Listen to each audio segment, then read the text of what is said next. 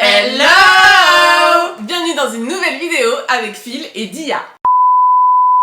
Aujourd'hui, nous allons revenir sur une affaire qui a fait couler beaucoup d'encre. Vous en avez peut-être vous-même entendu parler. C'est une affaire qui fait beaucoup débat, qui fait polémique, où on en est encore à se demander si le et la principale intéressée sont coupables ou non. On va parler de l'affaire Amanda Knox. Tout commence le 2 novembre 2007 dans la commune de Pérouse. Une jeune étudiante en Erasmus est retrouvée morte dans sa colocation. Il s'agit de Meredith Kercher. C'est l'une de ses colocataires, Amanda Knox, et son petit copain de l'époque, Raffaele Sollecito, qui découvrent une scène macabre. Donc ils alertent la police italienne, qui arrive un peu plus tard sur les lieux. Donc quand la police arrive, ils découvrent une scène qui fait penser à un cambriolage, avec des traces de sang, des excréments, qui étaient encore présents dans les toilettes, et malheureusement le corps de Meredith qui était recouvert par une couverture. Dans un premier temps, ce qui interpelle le plus les médias, c'est la réaction du couple, donc Amanda et Raffaele, suite à la découverte de cette scène macabre, puisqu'en effet, on vous mettra des extraits dans la vidéo, on voit le couple se prendre dans les bras et Amanda avancer sa tête vers Raffaele pour l'embrasser. Un baiser que les premiers journalistes immortalisent. Alors, c'est une réaction peu commune, je pense. Vous dites-nous ce que vous en pensez dans les commentaires. Mais après avoir appris que sa colocataire avec qui elle vivait depuis un certain temps est morte, c'est assez étrange comme réaction. Surtout que ça faisait que quelques jours qu'ils étaient ensemble. Ils se sont rencontrés quelques jours auparavant. Ça faisait 5 jours qu'ils étaient ensemble. Ouais, à peu près 5 jours. Et pourquoi pas, hein, je dis pas que ça a moins d'importance, mais un petit peu quand même, qu'une relation qui a 2-3 ans de vécu et où t'as plus envie de... Enfin, dans tous les cas, si c'est une scène comme ça, t'as envie de soutenir les gens qui sont autour de toi, mais... Je sais pas, je trouve ça... En tout cas, moi, c'est pas quelque chose que je ferais. Me prendre les gens dans les bras, oui, je le ferais, mais peut-être pas embrasser. Là, c'est vraiment embrasser. En face de la scène de crime où il y a un cadavre juste à quelques mètres de toi. Il y a les policiers qui s'activent, il y a les journalistes qui s'activent tout autour de toi, c'est... Ouais, c'est particulier. Donc forcément, Amanda, dans un premier temps, est interrogée pour qu'elle puisse se donner les informations, comment elle avait découvert le corps, etc. Elle raconte qu'elle a passé la nuit chez son petit ami Raffaele et qu'elle est rentrée au petit matin, qu'elle est rentrée chez elle. Elle raconte qu'elle a d'abord vu des taches de sang sur le lavabo, un petit peu sur le sol, mais ça l'a pas inquiétée. C'est au moment où elle découvre des excréments dans la cuvette des toilettes qu'elle commence à s'inquiéter de ce qui s'est vraiment passé, que le contexte l'interpelle tout simplement et qu'elle commence à s'inquiéter. Elle voit du sang, Oui, elle se dit, elle s'est coupée. Oh bah oui, c'est bizarre. Une crotte dans les toilettes, ouais. Ah, étrange. C'est bizarre, alors que bon... Limite, ça peut arriver, quoi. Oui, tirer la chasse d'eau. Mais que de laisser traîner du sang, ça arrive beaucoup moins souvent. C'est quoi. ça. Oui, parce qu'il faut savoir qu'il y avait quand même une tache... Alors, il y avait des gouttes sur le lavabo, quelques gouttes de sang dans la salle de bain, mais il y avait quand même une trace de pied présente sur le tapis de bain qui était pleine de sang et qui était quand même assez... Enfin, c'est une trace de pied, quoi. C'est pas anodin. Oui, c'est pas genre t'as saigné du nez et puis c'est ça. quelques gouttes de sang. Non, exactement. S'en est suivi de multiples interrogatoires pour Amanda. Donc la police décide par la suite d'interroger Raffaele, son petit ami.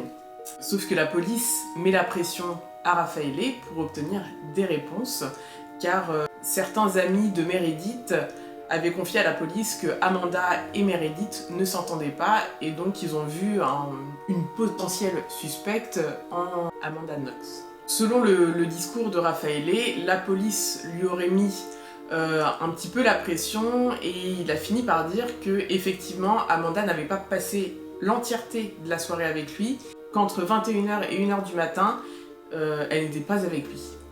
Suite à ça, forcément, la police réinterroge Amanda, qui lui met la pression, qui lui met des petites claques derrière la tête. Disons que l'interrogatoire, dit-elle, a été très houleux. Voilà.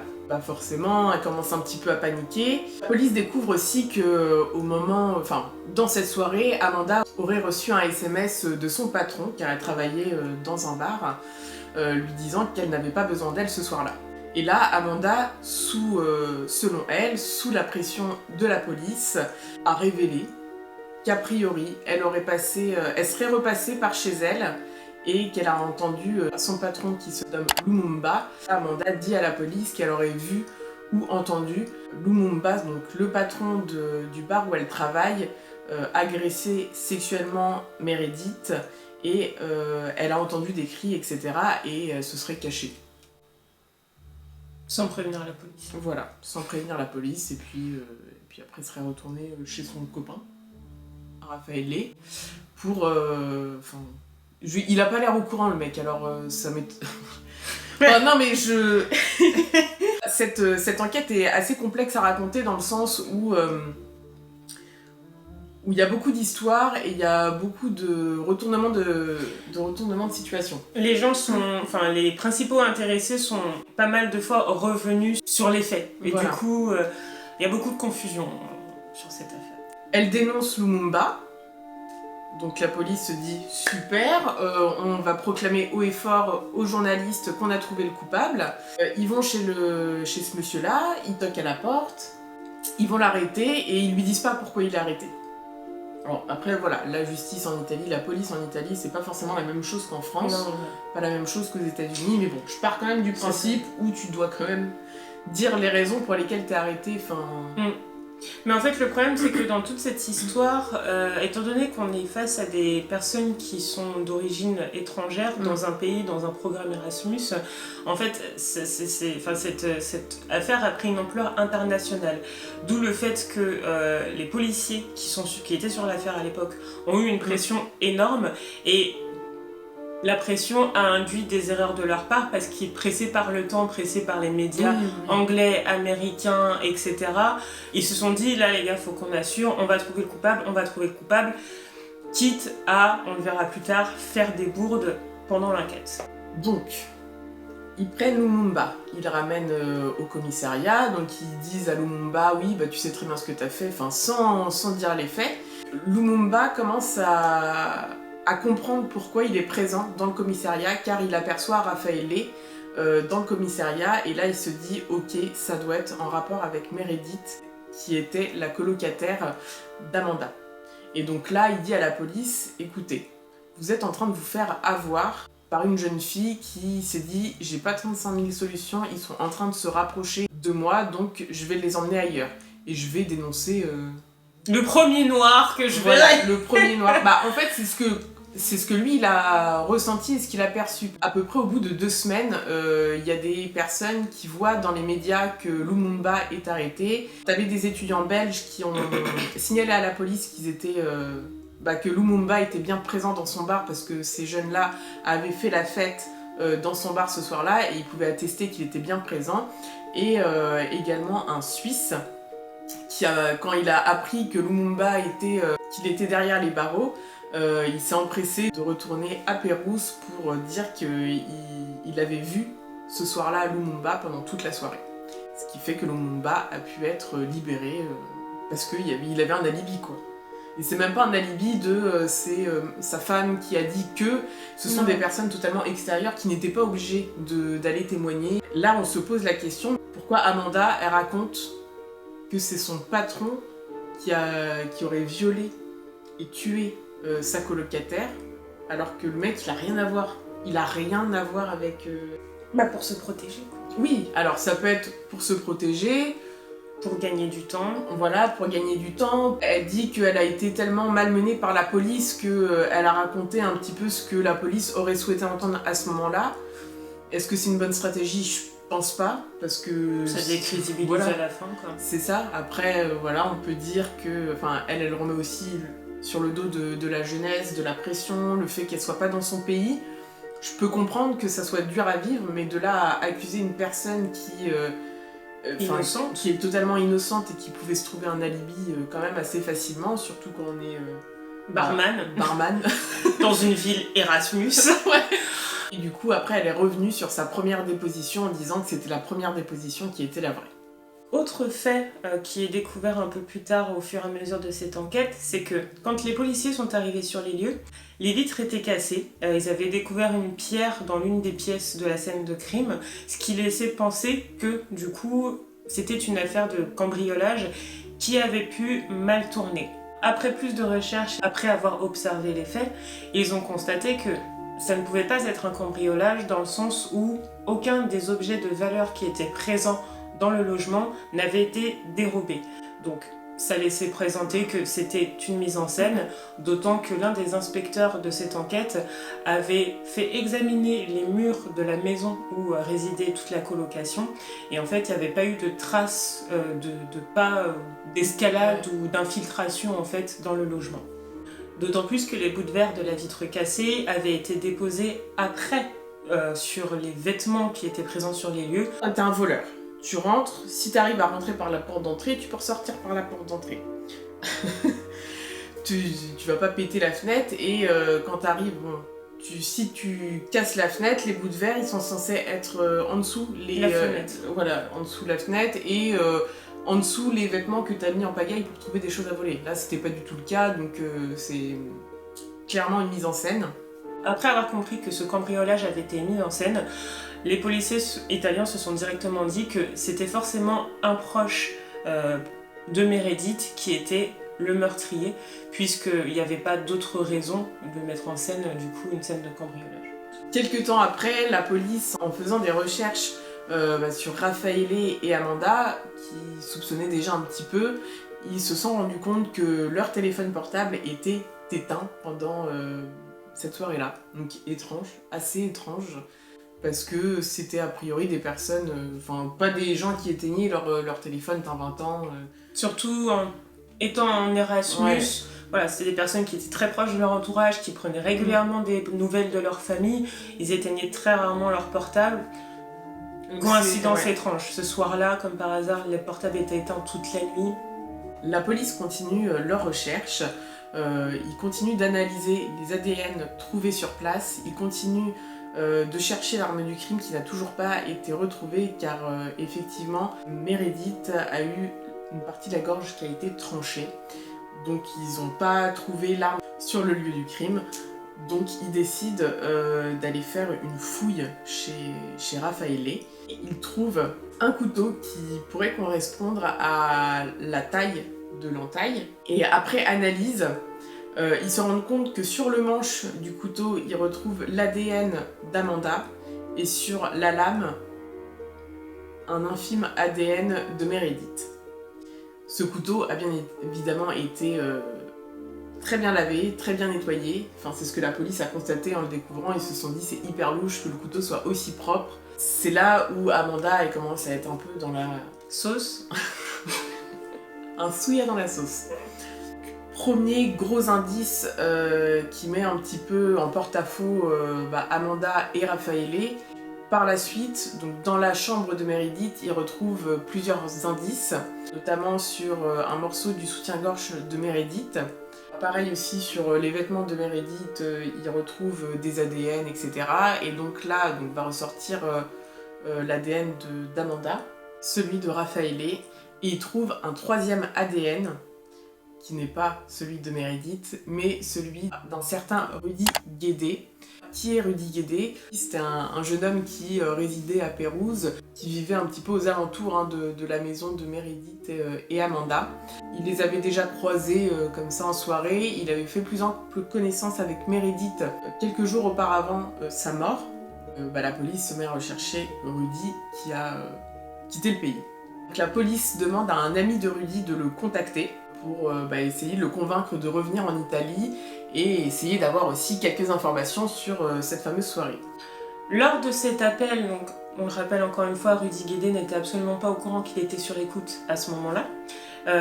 Donc on apprend par ses dires qu'il était bien avec Meredith le soir du crime, qu'a priori ils avaient passé la soirée ensemble, qu'ils avaient eu un petit flirt ensemble et qu'en fait il était bien présent sur les lieux du meurtre, donc chez Amanda et Meredith, où ils ont commencé à avoir des préliminaires, mais ils ne sont pas allés jusqu'au bout puisqu'il le dit lui-même, il n'avait pas de préservatif pour pouvoir se protéger. Ils s'en sont arrêtés là. Une fois qu'ils ont terminé leur joyeuse activité, Rudy se rend dans les toilettes pour faire ses besoins. Il dit qu'il avait un casque, qu'il écoutait de la musique pendant qu'il était en train de... qu'il faisait ce qu'il avait à faire. Et en fait, il a entendu à ce moment-là une altercation entre Meredith et, a priori, Amanda. Par la suite, il a entendu un cri très très fort qui l'a inquiété et il est sorti des toilettes en furie pour voir ce qui se passait. Et c'est là qu'il a vu en fait que Meredith était grièvement blessée, qu'elle saignait énormément. Il a pris une serviette pour éponger tout le sang qui sortait du corps de Meredith. Il a vu qu'en fait il ne pouvait plus rien faire pour Meredith parce que les blessures étaient beaucoup trop graves pour qu'il puisse la sauver lui-même. Io ho cercato di soccorrere, a volte le mie impronte sono nella casa, è ovvio, perché ho toccato dappertutto, Giacomo. Non ho chiamato l'ambulanza perché ero tutto sotto di sangue. Cioè, ho avuto paura che avrebbero soltanto la colpa a me. Son ami réussit à le convaincre de rentrer en Italie. Pendant son voyage, il est interpellé par la police et puis escorté jusqu'à Pérouse par les forces de l'ordre. Avec tous ces éléments, la police décide de monter un petit peu une histoire. En général, quand il y a un assassinat, un meurtre, c'est souvent l'État contre des suspects. Donc c'est la défense, donc la police, etc., qui va essayer de monter une histoire qui serait la plus plausible possible pour prouver à la justice que ce sont eux les coupables. Donc les principaux suspects sont Rudy Guédé, Raffaele et Amanda. Rudy Guédé, lui, décide de faire un procès dit accéléré. Donc je pense pas que ça existe en France. Vous nous dites dans les commentaires si vous savez si ça existe en France, mais en tout cas, un procès accéléré en Italie, c'est un procès qui va être beaucoup plus rapide. Si vous optez pour le procès accéléré, vous pouvez bénéficier d'une réduction de peine, etc. Donc pour la défense, l'avocat de Monsieur Guédé, lui pensait que c'était la meilleure des solutions.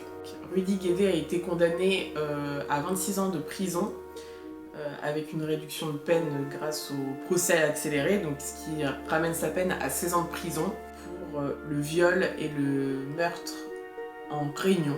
C'est comme ça qu'ils appellent ça, en réunion. Donc ils sous-entendent qu'il y a d'autres personnes qui ont participé à ce meurtre et à ce viol. Cette fois, l'enquête semble bel et bien bouclée. La police a 3 suspects, Raffaele Sollecito, Rudy Guédé et Amanda Knox. Des mensonges, des indices, des expertises. Ce qui est intéressant dans cette affaire, c'est qu'en fait, elle était tellement complexe de par soit le manque de preuves tangibles, recevables, qu'il y a eu 4 procès au cours de cette affaire, la dernière étant passée à la Cour suprême d'Italie. Lors du premier procès, Amanda Knox et Raffaele Sollecito ont été condamnés à une peine de prison. Le procureur demande la perpétuité avec une mesure d'isolement pour Amanda Knox et Raffaele Sollecito. Lors du deuxième procès, ils ont été acquittés. Lors du troisième procès, ils ont été condamnés. Et lors du dernier procès, ils ont été définitivement acquittés. Il n'y a plus de recours possible. Donc désormais, à l'heure actuelle, Raffaele Sollecito et Amanda Knox sont désormais libres. Donc en fait, pourquoi il y a eu autant de procès et d'appels bon après, s'ils sont condamnés, forcément les avocats font appel, etc. Mais c'est qu'il y avait matière, selon les avocats, à remettre en cause les décisions de justice. Effectivement, nous on a regardé 2 reportages un peu différents, et dans ces 2 reportages, il a bien été précisé que la police scientifique n'a pas forcément très bien fait son travail. Il y a des preuves qui sont restées très... du tout. Ouais, oui. Voire pas du tout. Pourquoi on vous parle de cette histoire? C'est parce qu'elle est intéressante dans le sens où elle met le doigt sur l'importance de conserver une scène de crime totalement fidèle. C'est-à-dire que quand vous entrez dans les lieux, il y a un protocole à suivre et ce protocole n'a absolument pas été suivi. Ce qui nous a choqué quand on a regardé le reportage, c'est que d'emblée, quand on voit qu'il y a une scène de crime, on voit la famille qui fait des allers-retours sur les lieux du crime, la police scientifique qui fait des allers-retours sur les lieux du crime, les journalistes qui sont devant la maison, enfin, c'est un bordel pas possible. Donc, sachez que notre être dégage des particules, on perd des cheveux, on perd des morceaux de peau, on postillonne, etc. Donc on laisse des ADN partout où on peut se trouver. La police scientifique avait retrouvé des preuves un mois après. Les pièces à conviction s'étaient baladées de main en main auprès des scientifiques. Encore une fois, vous pouvez le regarder sur les images actuelles. Ils ne changent pas de gants quand ils prennent une pièce, ils prennent la pièce, notamment le crochet de soutien-gorge de Meredith, ils la prennent par terre, ils la reposent, ils la prennent par terre, c'est vraiment assez scandaleux et c'est pour ça que cette affaire a duré aussi longtemps, qu'il y a eu autant de temps de procès, autant de nombre de procès, parce que les preuves n'étaient tout simplement pas recevables et du coup ça laisse planer le doute. En gros, dans l'affaire Amanda Knox, les personnes ont été libérées parce que les preuves n'étaient pas recevables. La justice italienne part du principe que, faute de preuves, on les laisse en liberté. C'est pas faute des preuves, on va les emprisonner, on leur laisse le bénéfice du doute. Donc potentiellement, ces personnes-là ont vraiment commis un crime, mais du fait des erreurs de justice, de précision et de protocole qui ont été commises, ils sont libérés. Tout a été remis en cause, ce qu'on peut comprendre. Mais il y a aussi les témoignages, tout ce qu'elle a pu raconter Amanda et même Raffaele, c'est que il y a eu plusieurs changements de version. Amanda, elle est revenue plein de fois sur ses dépositions, elle a même fait un courrier à la police pour dire non mais en fait c'était la première qui était la bonne. Au bout d'un moment. Amanda, s'il te plaît. Non mais c'est. Fais un effort. Mais comment tu veux la croire? Forcément que la police s'est mis à... Imagine, même si c'est vrai, imagine, c'est juste une gamine qui savait pas trop quoi raconter, vas-y, je raconte ce que vous voulez. En fait, ça te met dans la merde parce que t'as pas dit la vérité cache. Et si t'es coupable, là, t'es une coupable, mais vraiment nulle. Franchement, regarde au moins les experts, quoi. Tu sais ce qu'il faut dire, ce qu'il faut pas dire. Mais non, mais je suis désolée, mais là, le coup du caca, voilà, les excréments, je suis désolée, mais moi je veux du caca dans mes toilettes, je me dis pas oh, quelqu'un est venu dans la maison. Je me dis juste, genre mes colocs... sont des gros crados. Ouais, voilà, super, je me vénère. Et je panique quand je vois du sang. Mais ouais, c'est ça, du caca, mais pas l'inverse, quoi. Ouais. Donc, Raffaele, Amanda sont déclarés non coupables de cette affaire. Et Rudy Guédé, lui, toujours déclaré coupable. Et le seul à avoir purgé sa peine. Voilà, avoir purgé sa peine pour un crime déclaré en réunion. C'est ça. Le cas de Rudy est assez atypique dans le sens où, en fait, lui, il a voulu se défendre tout seul. Il n'a jamais nié les faits. Il n'a jamais nié le fait qu'il était en présence de Meredith ce soir-là. Il n'a même jamais changé de version par rapport... comparé à Raffaele, qui a changé, peut-être qu'une seule fois de version, mais... C'est quand même une fois de trop, je veux dire, dans des affaires comme ça, je comprends pas comment tu peux changer ta version des faits, sauf si toi-même tu es victime et que tu sais plus exactement comment les choses se sont passées, mais quand tu n'es pas victime d'une scène, de crime, peu importe le crime, j'estime que tu sais quand même ce que tu faisais, surtout si t'étais pas sur les lieux du crime. Donc nous, on va vous donner notre avis maintenant. Tous les accusent et en même temps rien ne les accuse. Donc moi je peux pas émettre d'avis sur cette... sur cette affaire-là, même si je comprends tout à fait, c'est ce qui me fait un peu douter quand même, c'est que voilà, Amanda elle est revenue plusieurs fois sur ses dépositions, il y a des choses qui n'étaient pas cohérentes, etc. Après, dites-nous dans les commentaires, est-ce que on remet ça sur le fait qu'elle était une Américaine dans un pays étranger où on lui a mis pas mal la pression pour trouver le meurtrier?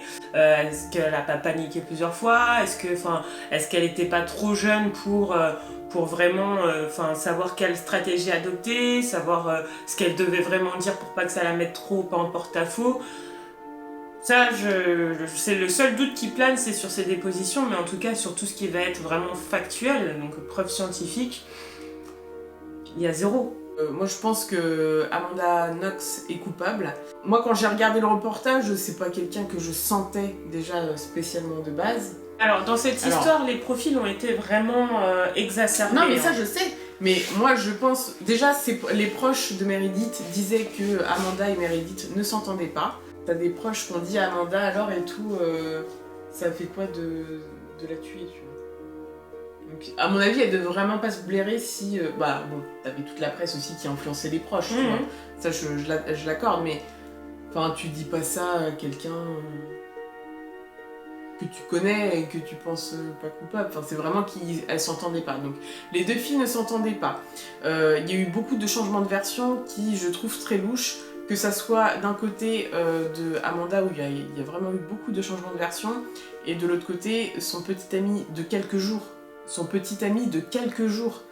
Je pense que, parce que Raffaele, c'était quelqu'un, si vous faites un petit peu des recherches, mais c'est quelqu'un qui a été présenté, donc qui a perdu sa mère, qui a pas eu beaucoup de copines, qui était réservé. Je crois que c'était sa première petite amie. Ouais, de ce que j'ai cru comprendre, c'était le cas, donc forcément...